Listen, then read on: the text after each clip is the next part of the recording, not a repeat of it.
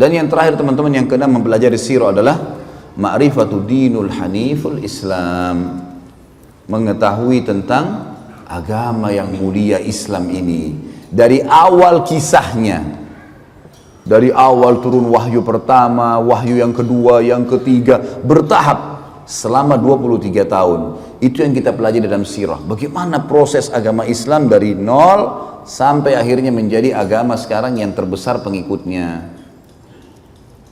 Kalau orang betul-betul yang menganut Islam ini teman-teman sekalian karena dalam hatinya, dia tidak akan tinggalkan sampai mati. Karena dia sudah tahu ini kebenaran. Nah, kita akan lihat nanti historinya 23 tahun semuanya bagaimana Islam itu sempurna. Inilah kurang lebih 6 poin manfaat mempelajari sirah. Tentu kalau ada poin-poin lain mungkin keterbatasan saya sebagai manusia biasa, saya cuman menyusun di tulisan saya 6 poin ini. Dan insya Allah mudah-mudahan ini sudah, saya berharap dengan izin Sang Pencipta Allah yang Maha Pemurah untuk menjadikannya sebuah poin yang sudah menjadi pelajaran buat kita dan cukup untuk membuat kita ya termotivasi untuk mempelajari sirah dan juga menganggap atau mengetahui dan menyadari sirah itu sangat penting. Kemudian kita masuk teman-teman ke sirah kita. Tentu saya tidak akan memulai dari sejarah Nabi Muhammad SAW. Saya akan jauh memulai sebelumnya. Kita akan mulai dari sejarah Mekah. Dari mana asalnya kota ini? Dulunya tidak ada di situ apa-apa. Padang pasir, lembah. Kemudian kita akan masuk ke kisah kota Mekah, kisah Zamzam, kisah pembangunan Ka'bah. Ada poin di situ. Kemudian ada masuk Islam, masuknya agama Yahudi di Jazirah Arab. Kemudian masuknya agama Nasrani di Jazirah Arab. Kenapa ada orang Arab tapi beragama seperti agama Yahudi? Kenapa ada orang Arab tapi agamanya seperti agama Nasrani? Orang-orang Arab tapi Nasrani sampai sekarang di Syria, di mana-mana ada. Kok bisa? Gitu kan?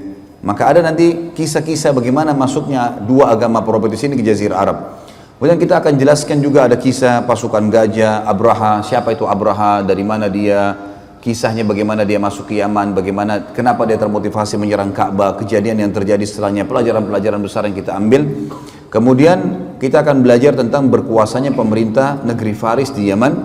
Ini kurang lebih subjudul 1. Jadi poin A di tulisan saya.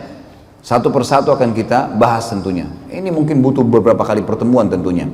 Dan nanti akan ada lanjutan poin B-nya tentang masalah fase lahirnya Nabi SAW, kejadian-kejadian sebelum beliau lahir, tanda-tanda pada saat beliau lahir, apa saja, kemudian masa kecilnya, masa bayi, masa anak-anak, kasus masalah menyusui dengan Halimah Sa'diyah dan seterusnya, pelajaran-pelajaran yang kita ambil dari situ sampai masa beliau masuk menikah dengan Khadijah, dengan proses perdagangan dan seterusnya. Kemudian interaksi dengan manusia, penyampaian tentang beberapa pendeta-pendeta Nasrani tentang kebenaran risalah beliau sebelum beliau menjadi Nabi.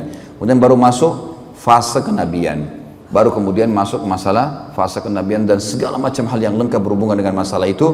Peperangan perjuangan Nabi SAW di Mekah, peperangannya setelah di Madinah, dan seterusnya sampai akhirnya ditutup dengan meninggalnya baginda Nabi sallallahu alaihi wasallam.